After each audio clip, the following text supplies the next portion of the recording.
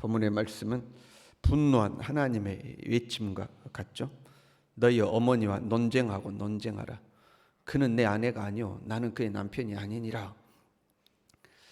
오랜 시간 비밀을 간직하고 오다가 참지 못하고 터져 나오는 애침과 비슷한 거죠. 보통 그렇잖아요. 부부간에 비밀스러운 일이 있더라도 자녀들에게는 감추고 사는 거죠. 그런데 그 부부간에 감추어 놓은 비밀을 이 자녀에게 폭로하는 것과 같은 모습입니다. 이렇게 소리칠 때는, 자녀에게 이런 소리를 할 때는 그만큼 상황이 좋지 않은 거죠. 지금 남편과 아내 사이가 좋지 않은 거죠. 논쟁하고 논쟁하라 이렇게 되어 있습니다. 이것은 법적인 용어입니다. 법정에서 소송 당사자 간에 서로 논쟁할 때 쓰는 용어입니다. 그러니까 논쟁하라 하고 이야기하는 거죠. 내 아내가 아니요 그의 남편이 아니라 너희 어머니에게 물어보라 하고 지금 남편이 자녀들에게 너희 어머니에게 물어봐라. 너희 아버지가 누군지 너희 어머니에게 물어봐라. 나는 그 남편 아니다 하고 지금 소리치고 있는 거죠. 그러면 자녀의 입장에서는 상당히 괴롭지 않겠습니까? 그럼 내 아버지는 누구란 말인가 하고 자녀가 상당히 심각해지고 고민하겠죠. 자녀가 그런 고통을 당할지라도 지금 남편이 참지 못하고 이제 외치고 있는 모습이죠. 여기서 아내는 이스라엘을 상징하고 있고요. 그 자녀들은 이스라엘 백성 한 사람 한 사람을 이제 상징하고 있습니다. 너희 이스라엘이라는 나라에게 물어보라는 거죠. 왜 이러한 문제가 생겼는가?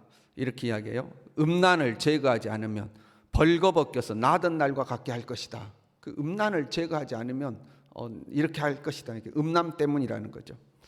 나던 날과 같게 할 것이다. 이것은 아기가 태어날 때 이 핏덩이의 모습이잖아요. 완전히 벌거벗은 그 태어날 때 그 모습 그대로를 말하는 거죠.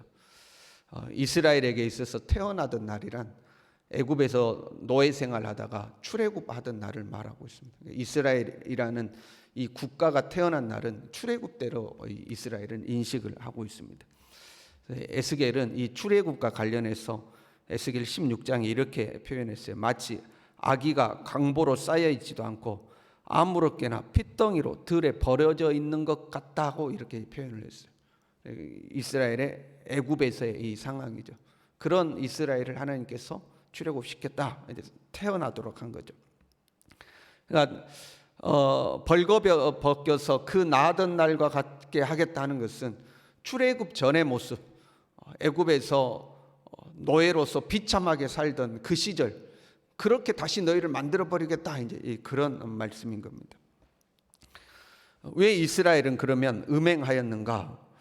5절에 이렇게 되어 있습니다. 나는 나를 사랑하는 자들을 따르리니 그들이 내 떡과 내 물과 내 양털과 내 삶과 내 기름과 내 술들을 내게 준다 하였음이라. 그러니까 풍요죠. 풍요를 말하고 있어요. 떡과 물과 양털과 삶과 기름과 술을, 그것을 내게 준다. 풍요와 부를 내게 준다 하고 우상들이, 이방신이 자기들에게 풍요를 준다고 생각하고 우상을 따라간 거죠. 이방신을 따라가는 거예요. 풍요와 부를 따르는 모습이죠. 현실적으로 말하면 자기 남편 놔두고 돈 많아 보이는 남자 따라갔다, 이제 그런 거예요. 자기 남편이 지금까지 먹이고 살려왔는데 그 남편을 내버려 두고 더 돈 많아 보이는 남자를 이제 따라가는 그런 모양이죠. 우리가 보통 음란이다, 음행이다 그러면 현실적인 음행을 생각하죠. 남자와 여자가 음란한 것을 행하는 것, 그게 이제 음행의 기본 개념이죠. 그런데 이 남녀의 음행이라는 것은 좀 더 넓게 보면 쾌락이죠. 쾌락을 쫓아가는 것이죠. 쾌락을 추구하여 하나님의 말씀에서 벗어나는 모든 행위를 하나님은 음란으로 보시는 겁니다. 꼭 남녀 간의 문제가 아닐지라도 쾌락을 쫓아가는 어떤 우리의 삶, 그 쾌락을 추구하는 것이 하나님의 말씀을 벗어나면 그는 현실적인 음행과 똑같은 음행이 됩니다.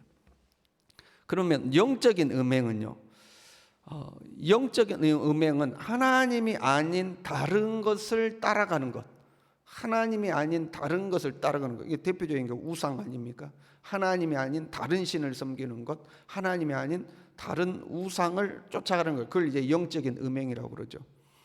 근데 왜 하나님이 아닌 다른 신을 왜 쫓아가죠? 풍요를 위해서 쫓아가는 거죠. 지금 다른 신이 나에게 떡도 주고 물도 주고 삶도 주고 양털도 주고 다른 신이 나에게 풍요를 준다고 생각하고 쫓아가는 거 아닙니까? 하나님이 아닌 다른 것이 풍요를 준다고 쫓아가는 것, 그 또한 음행이 되는 겁니다. 풍요를 쫓아가는 근본적인 마음은 사람의 탐욕이죠. 탐심이죠. 그래서 탐심도 곧 우상숭배다 이렇게 이야기를 하는 거예요. 그런데 왜 이런 말씀을 드리냐면요, 우리는 하나님 앞에 음행이라고 생각하면 실제적으로 남녀가 음행을 행하는 것을 음행이라고 생각하든지, 아니면 이스라엘처럼 다른 종교로 가서 우상을 섬기는 것, 이런 것만 음행이라고 생각하는 거죠. 탐욕을 쫓아서 이 세상, 하나님의 방법을 떠나 이 세상의 풍요를 쫓는 것, 이것을 음행이라고는 생각 안 한다 이 말입니다. 그런데 이 또한 하나님 앞에서는 음행입니다. 왜 이스라엘이 우상을 쫓아가세요? 풍요 때문에 쫓아가는 겁니다. 이 우상이 나에게 떡도 주고 물도 주고 삶도 주고 양털도 주고 좋은 건 나에게 다 준다. 그래서 쫓아간 거예요.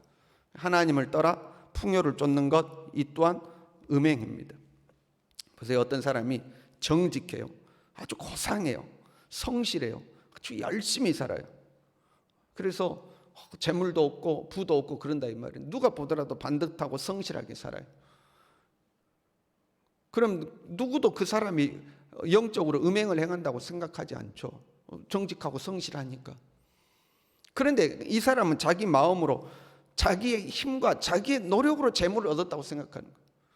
하나님이 나에게 주신 것이 아니고, 하나님은 뭐 나하고는 상관없고 내 힘과 내 노력으로 이게 뭐 재물을 얻는 거지, 뭐 하나님의 도움으로 재물을 얻는다 이렇게 생각 안 하는 거예요.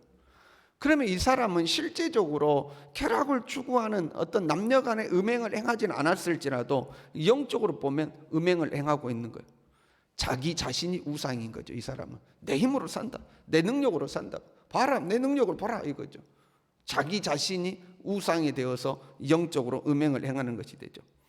하나님이 아닌 세상의 방법이 나에게 풍요를 준다고 믿고 그 방법을 따라가는 모든 것들이 음행이 되는 겁니다.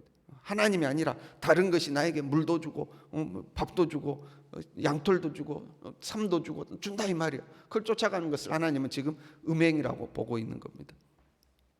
여러분, 내게 있는 그 모든 것이 정말로 하나님이 주신 거라고 믿습니까? 현재 내가 소유하고 있는 모든 것은 하나님이 주신 것이다.